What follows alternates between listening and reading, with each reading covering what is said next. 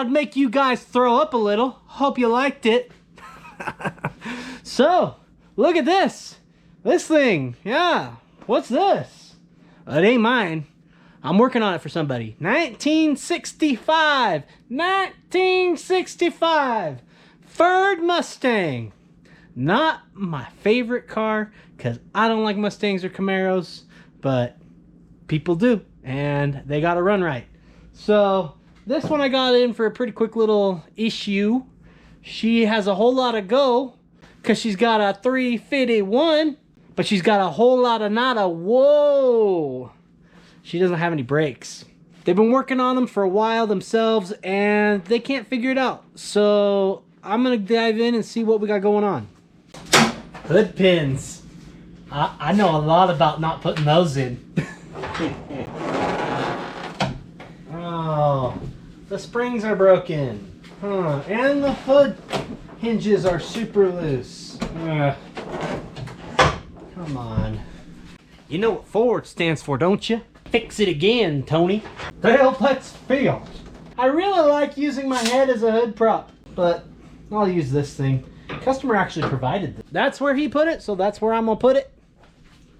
So here we go. Look, a 351. 351. Somebody asked me if it's a Windsor or a Cleveland.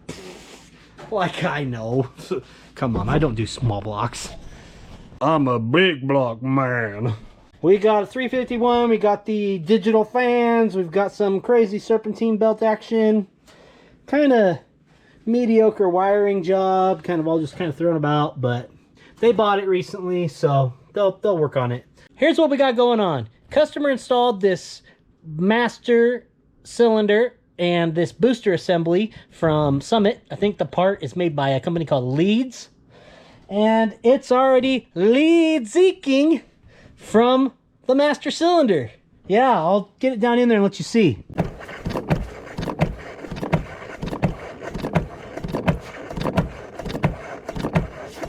And do you see the drips yet?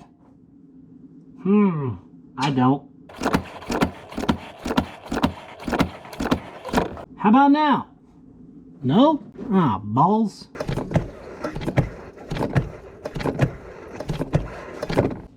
There we go, guys. We got a drip forming.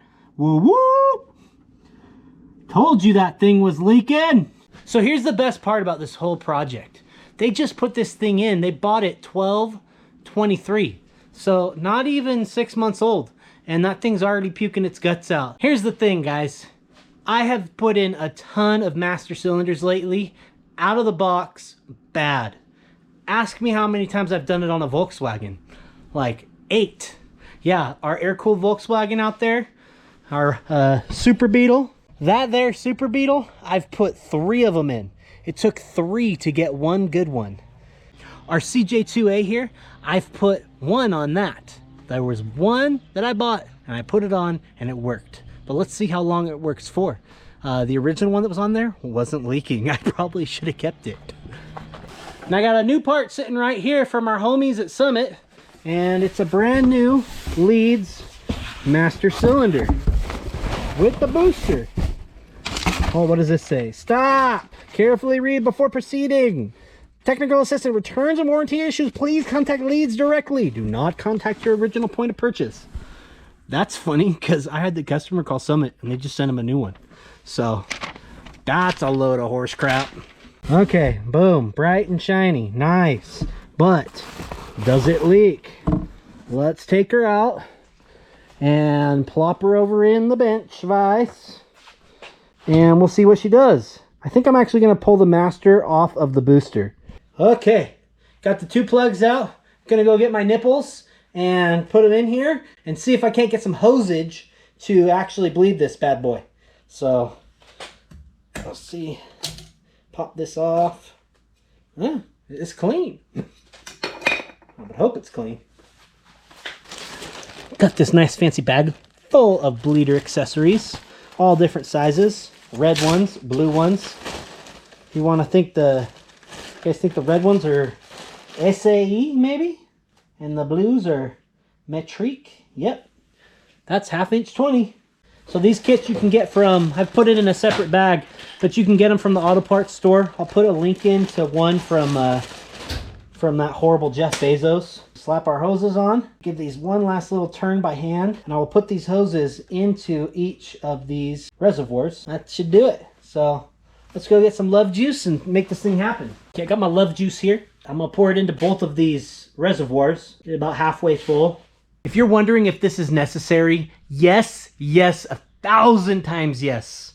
Don't try and put an unbled master into a system. You're just gonna pump a ton of air throughout the whole thing and make bleeding it a living.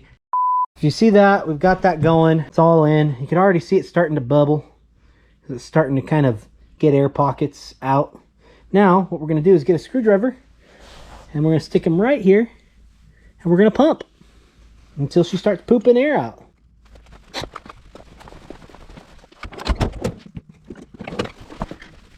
Okay, here we go. Ah! Smooched me. Oh, guys, this is hard to do with one hand. Oh, there we go. We're starting to get a firm pressure on that now. You can see I'm not really moving much. Oh, I am moving air still.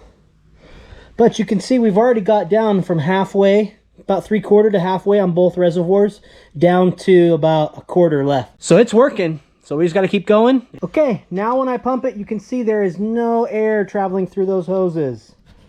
Keep an eye on those. Nothing. Nothing. Straight fluid. That is how you want it. That is how you bench bleed a master cylinder. Now, one of the biggest things after you bench bleed it you want to look for is make sure you don't have a ton of fluid running out the backside here. In fact, you don't want any. There might be a little residual from that seal first kind of seating into place and getting swolled up by the brake fluid, but you should not have a stream coming out like we did on the back of that one. Let's pull old one off and slap new one on. This is one of my favorite cheap crappy tools from Harbor Freight. I've been through probably 2 or 3 of them in like 8 to 10 years. And it's awesome. It's a little, basically I think it's marketed as a brake bleeder, a pneumatic brake bleeder. And I use it for everything. I suck coolant out, oil, transmission fluid, and brake fluid like you're supposed to. So, and I suck the stuff out with this guy, like this. I pull the trigger and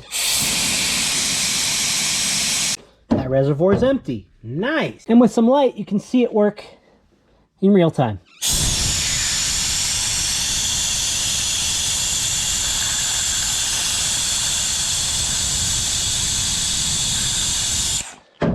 And in just a couple of seconds, this little guy made that thing empty. Sweet. I'm putting some pig mat down under here to help protect this paint. It's kind of faded and stuff, but I'm still gonna do right and make sure I don't damage anything. I'm gonna crack those 2 brake lines off. Now guys, whenever you're working with brake components, it is very important to use brake line wrenches. They are 6-sided. Even though they have a big hole in the side, they're 6-sided, and they help you to not round them off.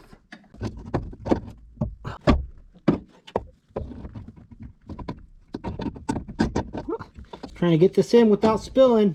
Boom, there we go. Cool.